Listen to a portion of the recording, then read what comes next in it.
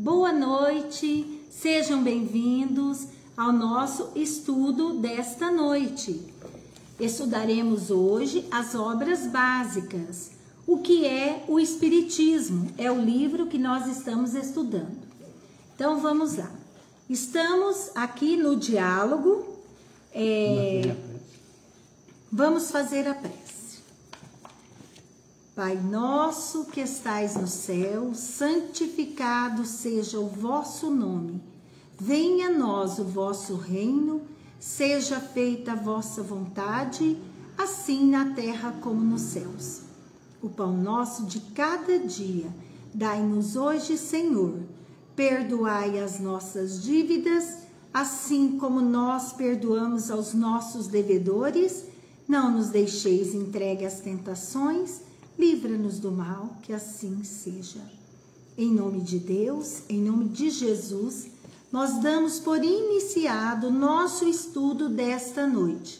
Sê conosco, Senhor, agora e sempre, que assim seja. Então vamos lá. Então nós estamos aqui nesse diálogo, né? Deixa eu ver. Estamos aqui no primeiro diálogo, o crítico, tá? No item aqui. Que pensaríeis de um homem que se erigisse em censor de uma obra literária sem conhecer literatura? De um quadro, isso aqui é Kardec, tá? É um homem questionando Kardec. Ele queria que Kardec provasse, de qualquer forma, as evidências sobre o Espiritismo. Queria que provasse. Então, ele está questionando Kardec. Agora, Kardec está respondendo para ele, tá? Então, ele está falando assim: que pensaríeis de um homem que se erigisse em censor de uma obra literária sem conhecer literatura? De um quadro sem ter estudado pintura? É de uma lógica elementar que o crítico deva conhecer, não superficialmente, mas é fundo, aquilo de que fala, sem o que sua opinião não tem valor. Então, a gente, para criticar, eu tenho que conhecer aquilo. Aqui ele está falando. Como que eu vou criticar um quadro se eu não entendo, né, de literatura? Como que eu vou criticar a doutrina espírita, sendo que eu não a conheço, né? Como que eu vou criticar a Igreja Católica, sendo que eu não conheço? Então, não tem como, né? Para combater um cálculo, é preciso opor-lhe outro cálculo. Mas, para isso, é preciso saber calcular. O crítico não deve se limitar a dizer que tal coisa é boa ou má.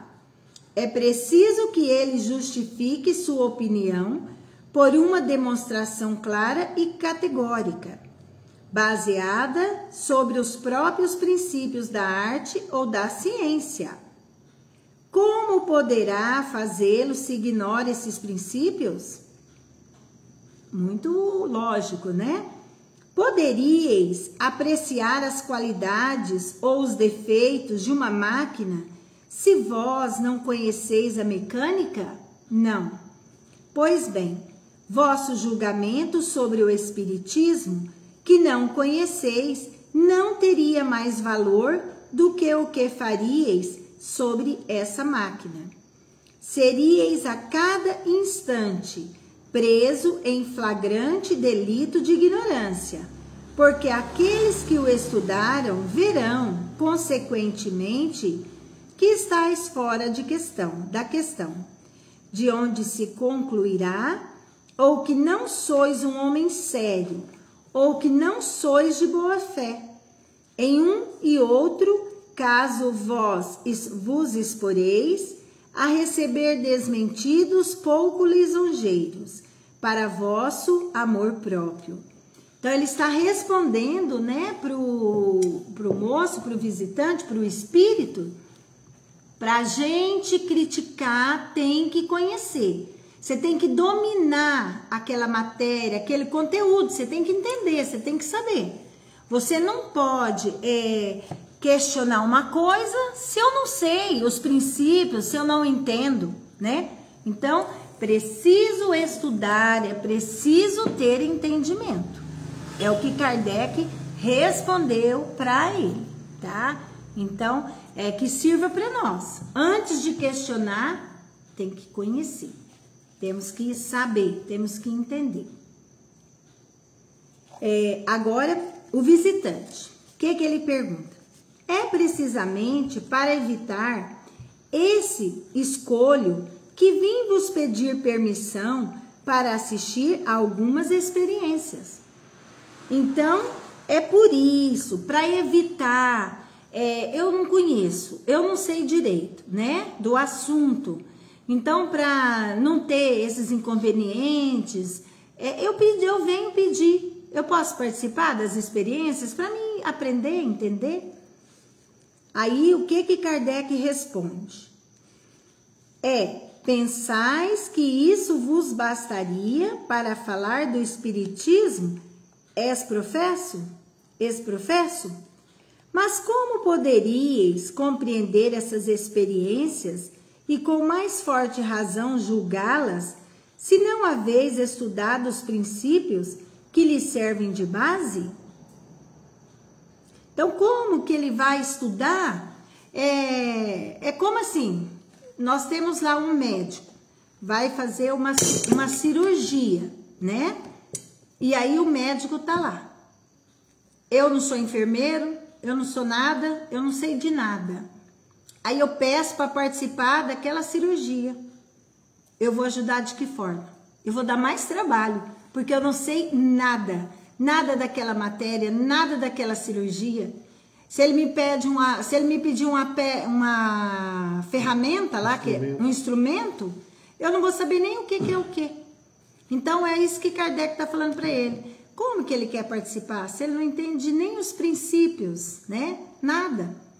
É difícil, né? Uma pessoa que não entende nada participar.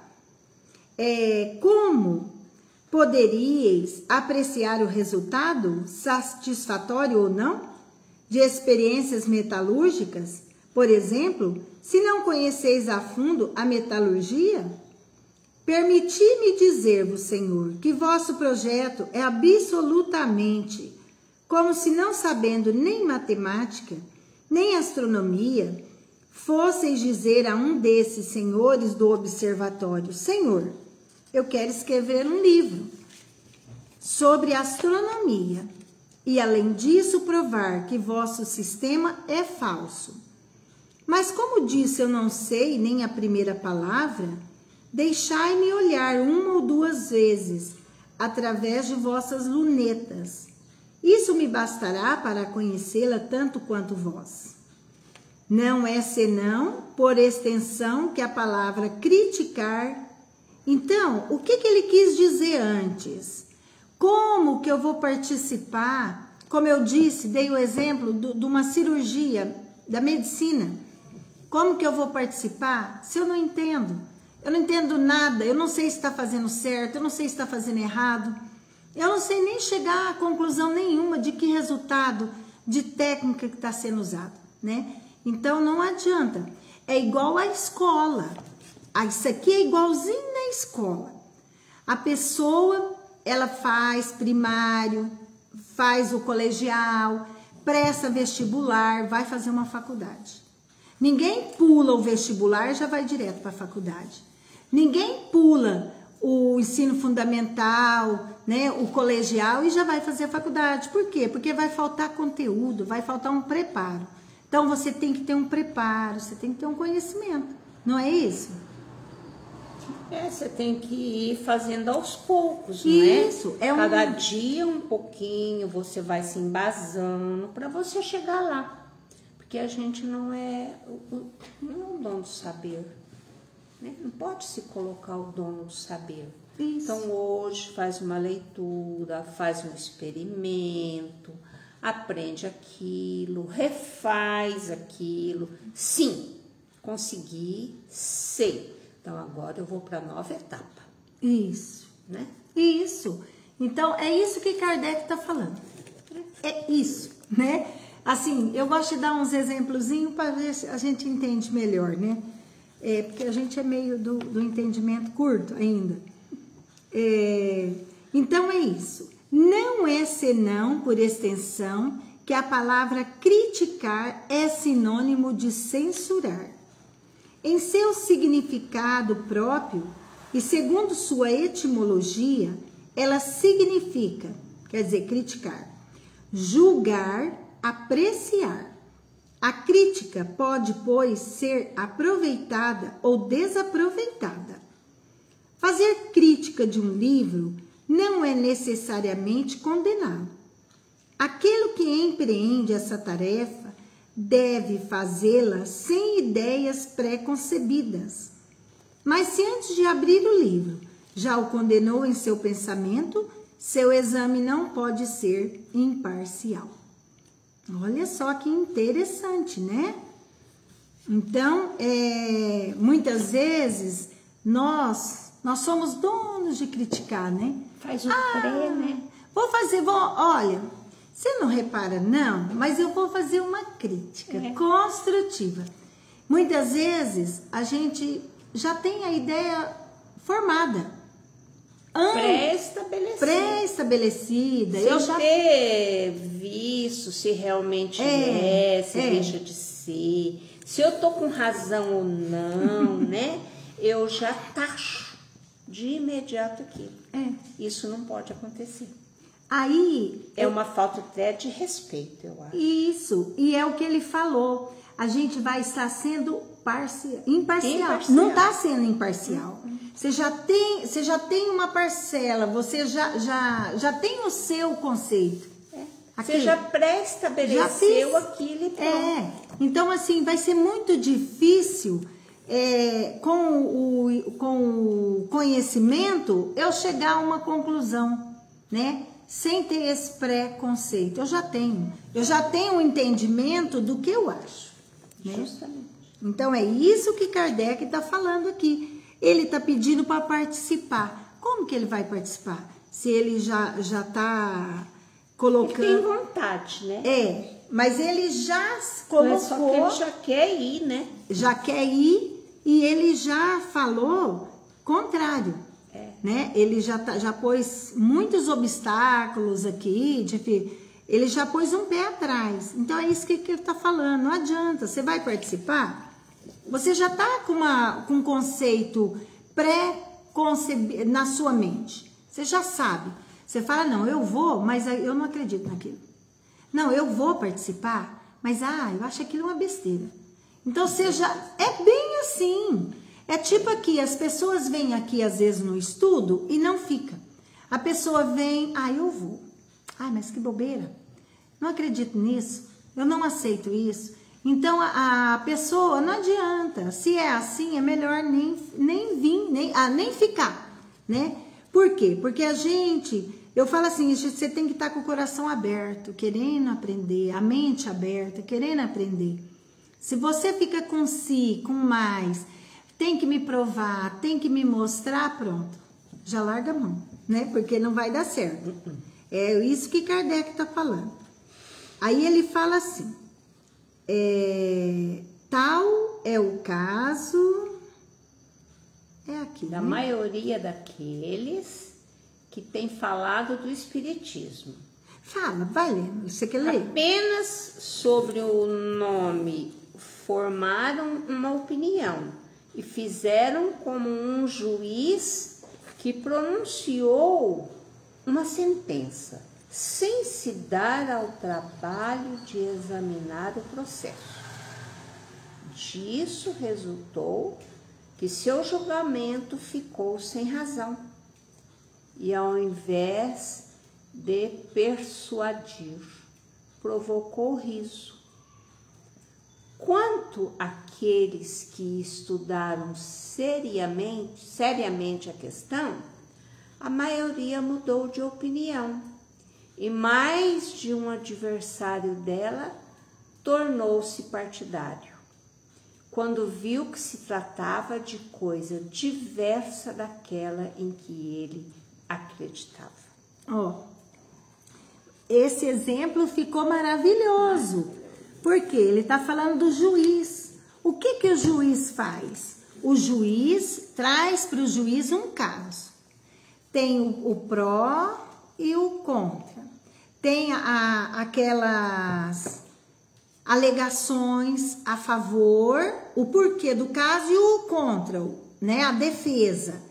Agora, se o juiz só pega o título do caso, não lê o caso, não vê nada e já decide, vai ser bem complicado, né? Porque ele está decidindo uma coisa que ele não está nem inteirado do assunto. Então, ele está falando que muitas vezes tem pessoas que elas foram assistir alguma coisa depois que elas não eram desconhecedoras, eram ignorantes. Passaram a ser partidárias. Depois que ela conheceu, que ela entendeu, aí começou a fazer parte, né? Parte da coisa. Justamente. Então é isso. Boa noite, divino. Seja bem-vindo. Tem mais umas pessoas aqui que eu não consegui ver quem é. Mas boa noite. Sejam bem-vindos. Estamos aqui. Aí o visitante. Falais do exame dos livros em geral? Credes que seja materialmente possível a um jornalista ler e estudar todos os que lhe passam pelas mãos? Sobretudo quando se trata de teorias novas que lhe seria preciso aprofundar e verificar? Igualmente exigirias de um impressor que lesse todas as obras que saem das suas impressoras. Ó, o que ele quis dizer aqui? Vamos fazer assim, você faz o visitante, eu faço o Kardec. Tá. Tá, o que ele falou aqui para nós? Ele está falando de um jornalista. É um jornalista. Agora, pensa num jornalista, um jornal, ele é dividido por assuntos, não é? Por assuntos. Se esse jornalista tivesse que dominar, falar sobre todos os assuntos, seria impossível, né? Então, é isso que ele está falando aqui. Não teria como, né? Então, ele fala que tem que ser o quê? Por assunto, né? Aprofundar, tem que separar. Então, na época de Kardec, que estudou, que juntou tudo, organizou tudo, né? Foi ele. Mas ele recebeu material, muito material. Mas, Glaucio, um jornalista, ele não dá opinião própria, né? Em todas as matérias. Não. Cada matéria no jornal tem o parecer de um jornalista. Porque ele foi a fundo, ele pesquisou, ele olhou tudo aquilo para ele poder dar opinião, né? Isso. Agora sim, se esse jornalista fosse, você acha que ele teria condições de fazer todas essas pesquisas? Não tem como, né? Tem que ter várias pessoas. Que cada um vai na sua área, na sua área. Igual, quem gosta de esporte vai pesquisar esporte. Justamente. Quem é criminal, vai na área criminal. E assim, por sessão, por assunto, né? Então, é isso que ele está falando. Eu tô falando também que o cara que faz os livros, ele só tem a impressora, ele não vê. Manda para ele só faz a imprensa. Ele imprime e o livro está pronto. Ele não vai conferir se o livro, que assunto que tem no livro, né? Uhum. Falou isso aí, não falou? Falou também. Falou, tá vendo? Por isso que o estudo é bom, porque cada um vê uma coisa. Cada um consegue tirar. Aí, isso o visitante falou, né?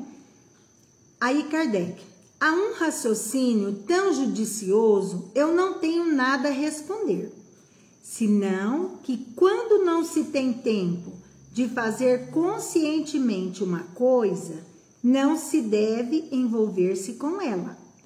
e que é melhor não fazer senão uma coisa bem do que fazer 10 mal. Olha só. Então, o que Kardec fala aqui? Qualidade. É isso. Você vai fazer, tem que fazer bem feito. Faz bem feito, não faz... Quantidade. Eu vou fazer 10 coisas mais ou menos. Não, eu vou fazer uma coisa. Eu vou ser especialista. Eu sou professora. Eu vou ser especialista no português. Eu vou dar aula de português. Não, eu vou dar aula de matemática. Por quê? Você vai especializar naquilo ali. Naquela matéria, né? Porque aí, quando você consegue fazer melhor. Você foca naquilo ali. Você erra menos. Isso. Você vai errar Seu menos. antenor, boa noite. O senhor me liga. Eu preciso do telefone do senhor. Eu quero adicionar o senhor no grupo. Mas o telefone do senhor que eu tenho não dá certo. O senhor escreve aqui, ó, por favor, aqui, que o senhor pôs boa noite, o número do celular do senhor, para mim poder adicionar o senhor no grupo, fazendo um favor. Que bom que o senhor está presente. Então, vamos lá. Sueli. Não credes, Senhor, que minha opinião esteja formada leviamente. Eu vi mesas girarem e baterem. Pessoas que estavam supostamente escrevendo sob a influência de espíritos. Mas eu estou convencido de que havia charlatanismo. Então, o que ele está falando o que para Kardec aqui? Que ele participou das mesas girantes. Ele viu elas girarem, ele viu elas baterem, escrever sob a influência dos espíritos, mas mesmo assim ele está convencido de que é cambalacho, charlatanismo, mentiroso, que isso não é verdadeiro, né? Isso que ele está dizendo aqui para Kardec. Aí Kardec fala, quanto pagastes para ver isso? Nada. Aí ele responde. Ele responde. Nada, seguramente. Aí Kardec responde. Então, eis charlatães de uma espécie singular e que vão reabilitar a palavra. Até o presente, não se viu ainda charlatães desinteressados. Se algum brincalhão maldoso quis se divertir uma vez por acaso, segue-se que as outras pessoas sejam cúmplices da fraude? Aliás, com que objetivo se tornariam cúmplices de uma mistificação? Para divertir a sociedade? Direis, eu aceito que uma vez alguém se preste a um gracejo, mas quando um gracejo dura meses e anos, eu creio, o mistificador que está mistificado. É provável que pelo único prazer de fazer crer em uma coisa que se sabe ser falsa, espera-se aborrecidamente horas inteiras sobre uma mesa, o prazer não valeria o trabalho. Então, Kardec pergunta para ele. Ele falou que foi nas reuniões, que ele viu os espíritos responder através da mesinha, mas que ele achava que era charlatanismo. Aí Kardec perguntou para ele, quanto que você pagou? Você pagou para ir assistir essa reunião? Aí ele fala que não pagou nada. Então aí Kardec fala, ele fala aqui que se não foi pago, se essas reuniões, essas mesas, como que as pessoas vão ficar fazendo isso sem receber, sem ganhar nada, né? Por meses, por anos, com essa mentira, para quê? Por quê? Porque tem que ter um ganho, né? Vamos dizer assim, se é um entretenimento, se é uma mentira, tinha que ter algum dinheiro, tinha que ganhar alguma coisa, né? Porque você fazer isso uma vez, duas, três, vai lá. Mas você fazer anos isso, sem ganhar nada, né? Então, ele está questionando isso daí, né?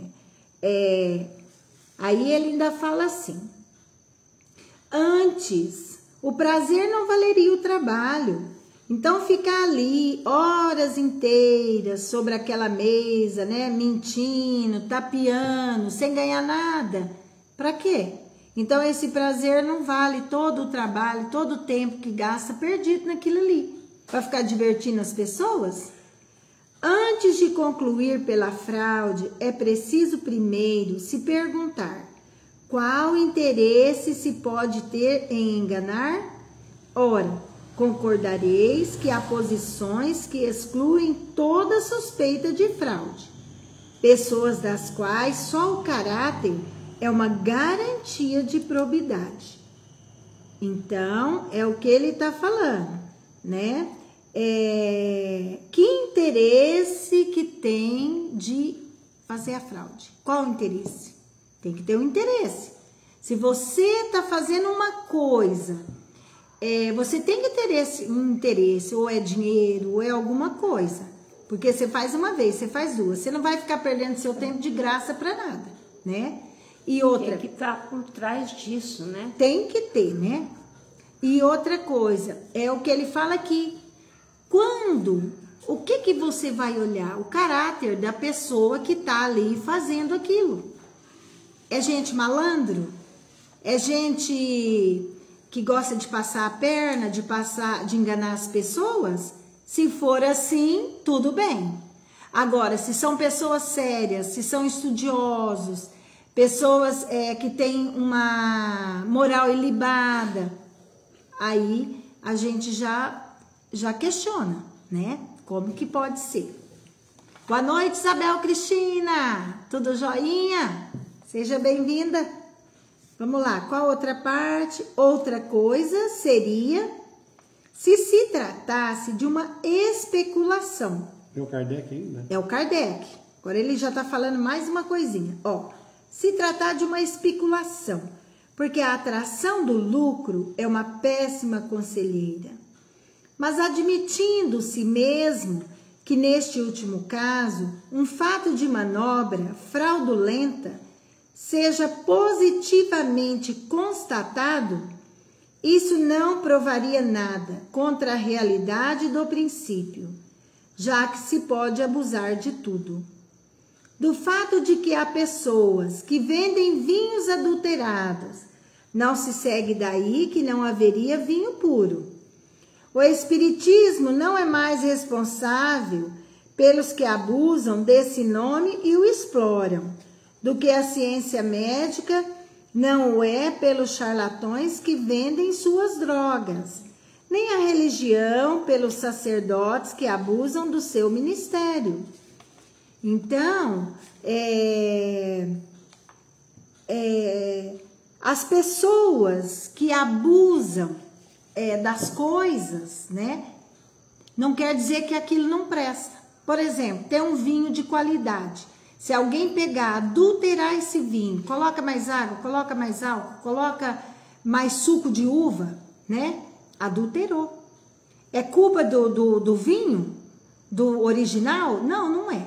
É das pessoas que são cambalacheiras, mentirosas, que tá aproveitando daquilo ali para levar vantagem. Aí ele ainda dá um outro exemplo. Ele dá o exemplo do vinho, ele dá o exemplo do médico, né?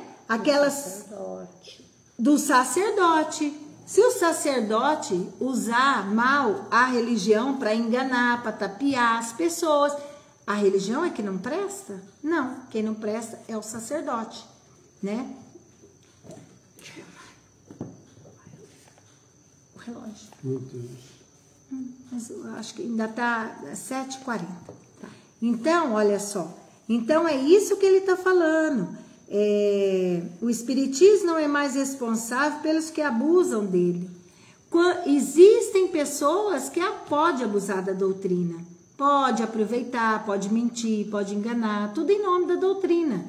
Quantas pessoas já passaram pela doutrina espírita que já fizeram isso? Muitas pessoas, né?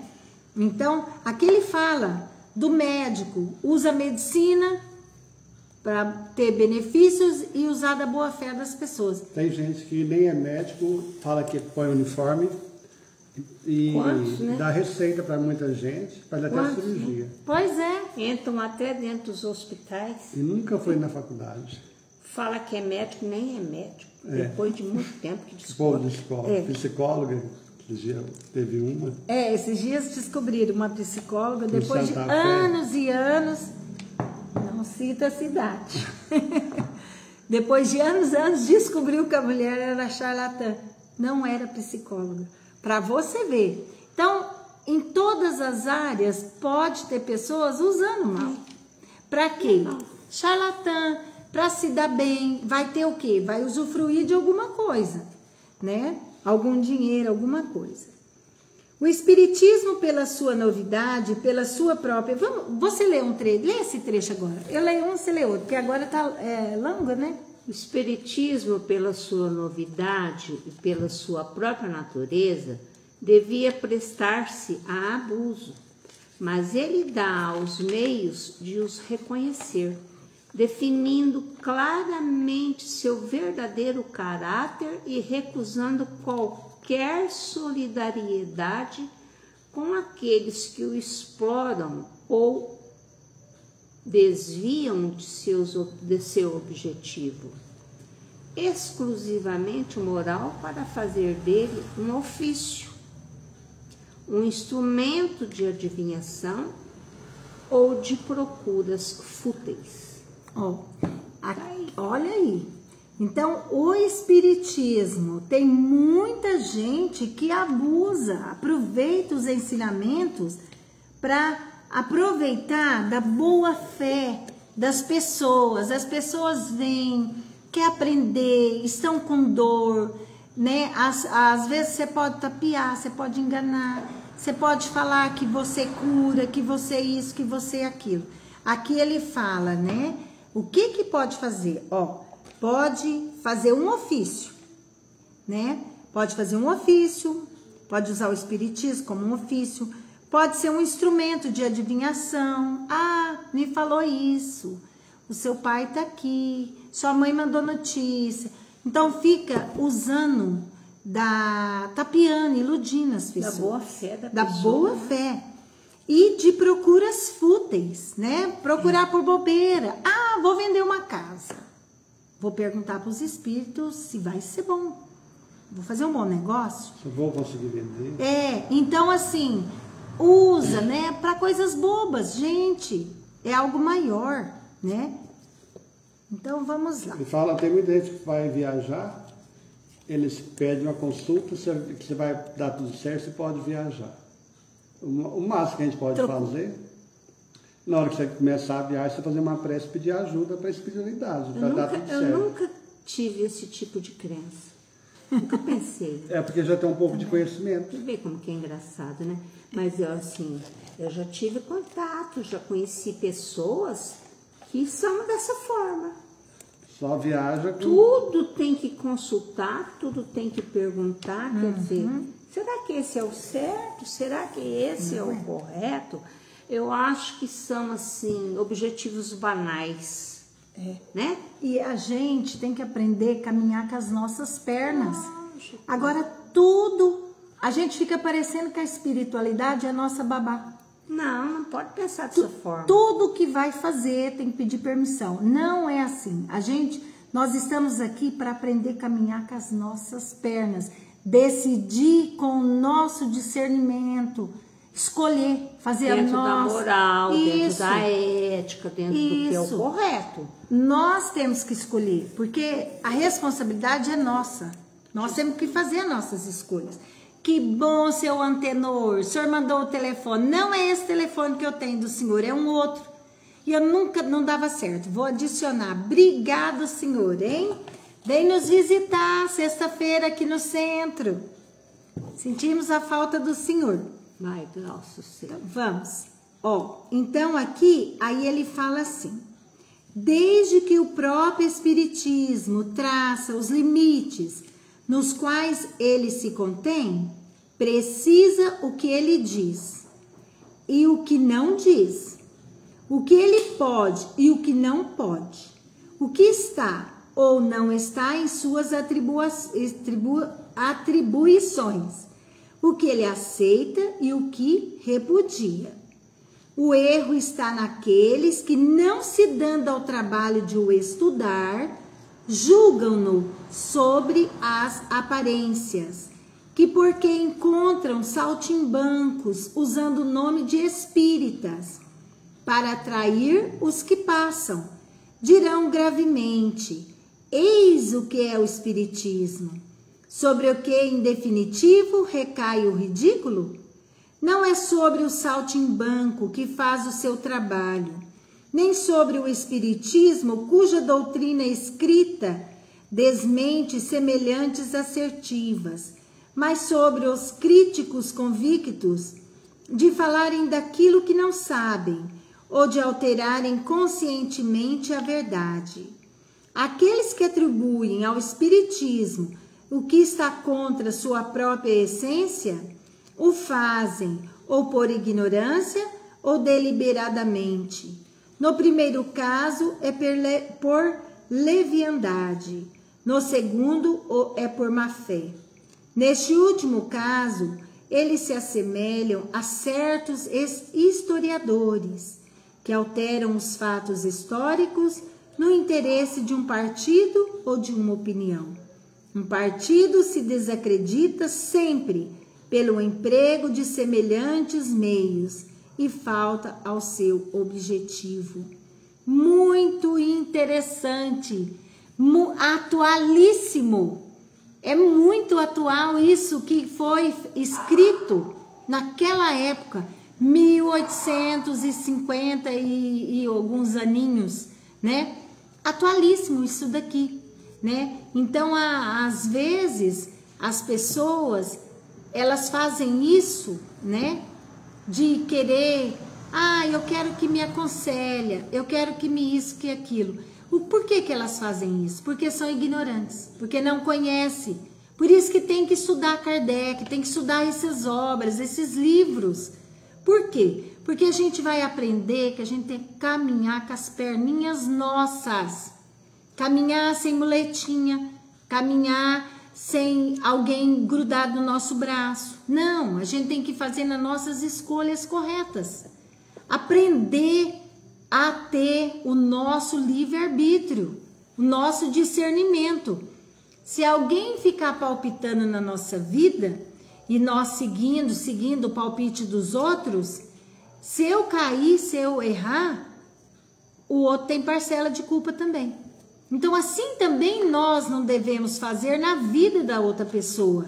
Ficar dando palpite. Você tem que seguir isso. Você tem que fazer aquilo.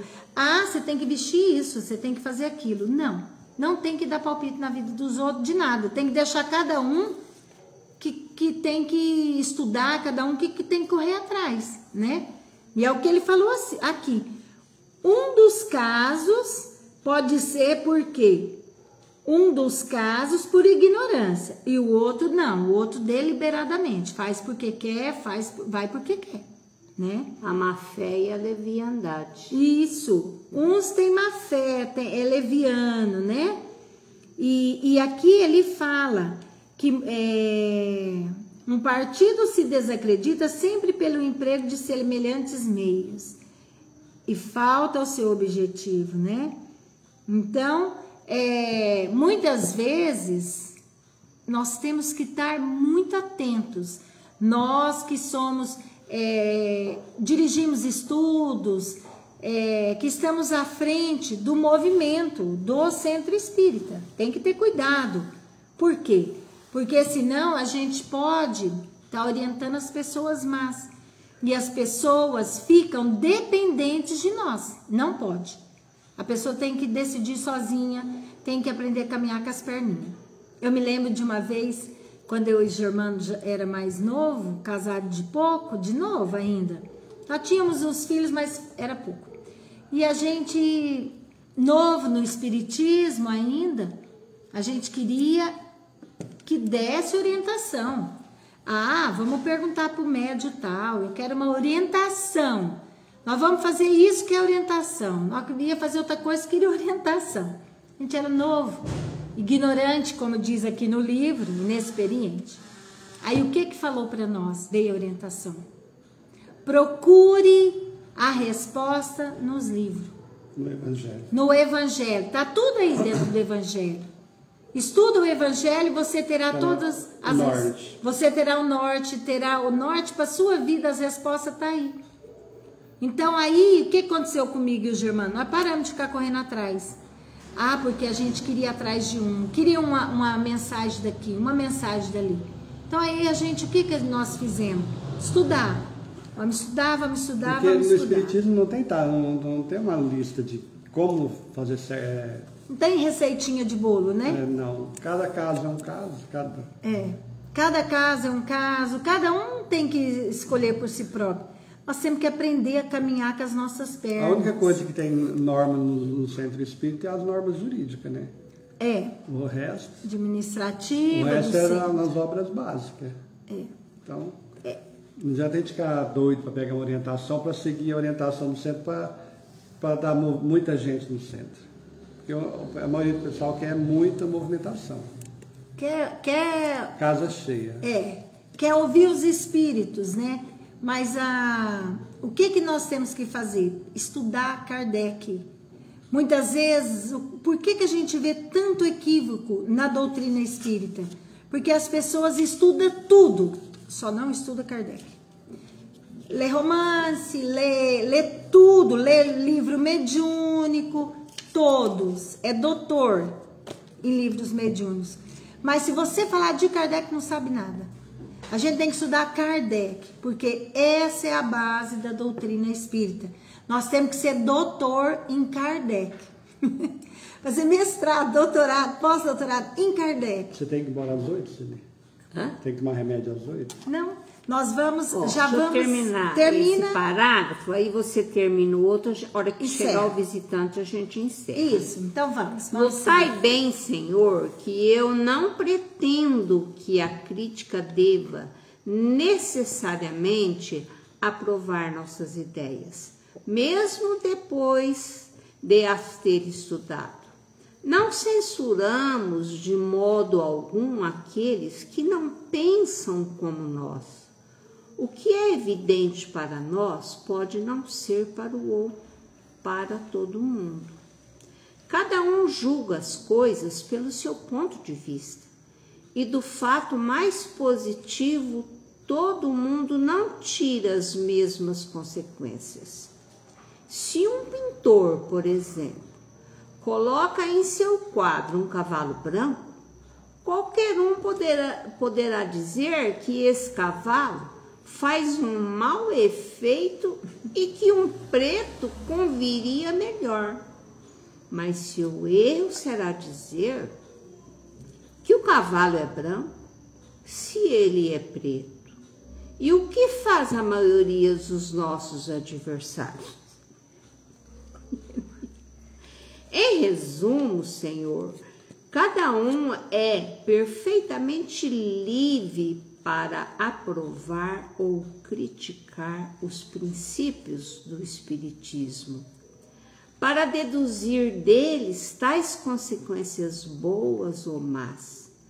Como lhes agrade, não a consciência impõe um dever a todo crítico, sério, de não dizer ao contrário do que é. Ora, por isso a primeira condição é de não falar daquilo que não se sabe. Glaucia, eu voltei no tempo. Menino, faz aí um desenho. O menino fazia o desenho. Menino tem que pintar a árvore verde. Tudo tinha cor. Mas, meu Deus, agora... E se o menino queria pintar a árvore de cor-de-rosa? A árvore dele, né? E tem um zíper rosa, né?